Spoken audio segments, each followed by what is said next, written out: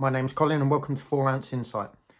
Tonight I'm going to talk about UFC 280, but in this video I'm going to focus on Sean O'Malley and Peter Yan. Now this was an absolute barn burner of a fight and a lot of controversy. Some people say it's for Yan, some people say it's O'Malley. I have to say when I watched it live, my gut instinct was Peter Yan won the fight. Now I've watched it like 6 or 7 times and I've managed to score it both ways. And it really comes down to the takedowns matter or splitting someone's head open matter. And I'm not sure. I kind of felt like that if he was going to go to the judges, O'Malley was going to get it anyway from a little pressure from Dana White. Let's face it, it's his golden boy, it's his golden ticket at the moment, and he's making a ton of money. But I think there's a more important thing that happened, which is Peter Yan may have made Sean O'Malley a better fighter.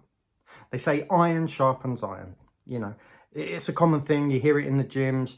If you've got a lot of elite fighters together, they get better. But sometimes when you get in that cage, you see something change in the individual afterwards.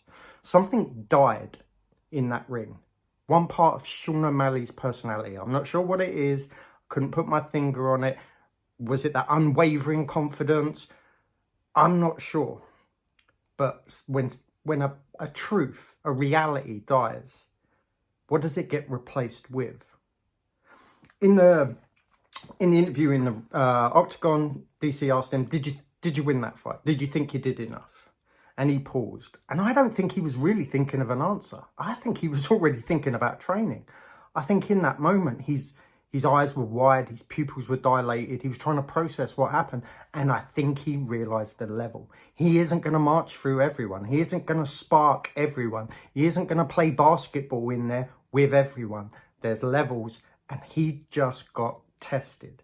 He got hit like he'd never been hit before. He was more exhausted than he's ever been. And Yan weren't going backwards. He didn't respect, I mean, he got rocked. Peter Yan got rocked. You can't argue that. But even when his face was split open, he bit down and come forward. Now, if Sean O'Malley goes away and replaces that part of him that died with something else, he could be devastated. Now, he's not ready for the title shot. I think he knew that, which is why he didn't really answer the question. I think Dana dodged it in the press conference. It's obvious. He needs one or two more fights. But is he more dangerous now because now he knows? That's the question. What's he going to work on? Now, he won the fight, and interestingly, the first thing he said was, I want to go back home. It's my birthday tomorrow. I want to spend time with my family, his daughter. That's not party boy Sean O'Malley. That's a physically hurt human. When you're hurt like that, you want to go home. You want to be around your comforts, the people who love you, who make you feel good. You don't go out partying. I mean, he was bashed up. And I think he was already thinking about training. I think he was already going, God, I need to work on this. God, I need to work on that. God, I need to fix this little bit. So, like I said, iron sharpens iron. Has Peter Yan turned Sean O'Malley into a sharper sword? If you're Aljo, which one do you want to fight next? I think he wants to fight Sean next. I think he could do with that shine, that big, the bright lights, the star power that he brings. And I think right now he looks at him and thinks, yeah, I could take him. O'Malley's wrestling was good. Peter Yan's was better. Sean O'Malley's power was there. So was Peter Yan's. And that's what I'm saying. I feel like in that moment they was equally matched, and Sean O'Malley's going to walk away and go, I can't steamroll this division the way that I want to. Yeah, this is an interesting one. There's like what is that saying? In every man's life, he must put childish things aside. I wonder if Sean O'Malley has had to put something childish aside. Maybe he's just realised the game. I don't know.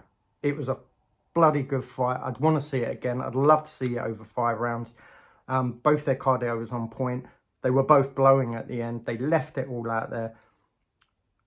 It was, for me, it probably sold the pay-per-view. I wasn't really interested in Aljo and TJ. I don't know why. Maybe I'll do a different video on that. it should be an excellent fight. The fact that he came in injured, I'll save it for another time. But that's my insight. Please let me know yours in the comment section below. If you like the video, do the thumbs up, the bells and all that other fun stuff. Thanks very much for watching. Take care.